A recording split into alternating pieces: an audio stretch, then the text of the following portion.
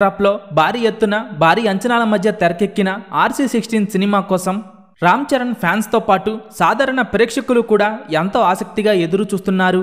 అయితే March 27న Ram Charan birthday సందర్భంగా RC16 cinema నుండి టైటిల్ మరియు Ram Charan first look poster release చేయబోతున్నారు. బుచ్చిబాబు దర్శకత్వంలో తెరకెక్కుతున్న ఈ సినిమాపై ఇప్పటికే భారీ అంచనాలు నెలకొనగా సినిమా రిలీజ్ తరువాత భారీ రికార్డులు బద్దలు కొట్టడం ఖాయంగా కనిపిస్తోంది.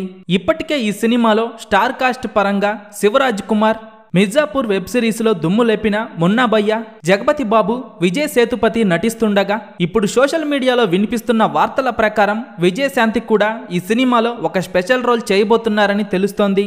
ఆమె రోల్ ఈ సినిమాకు మెయిన్ హైలైట్ గా ఉండబోతోందని అంటున్నారు.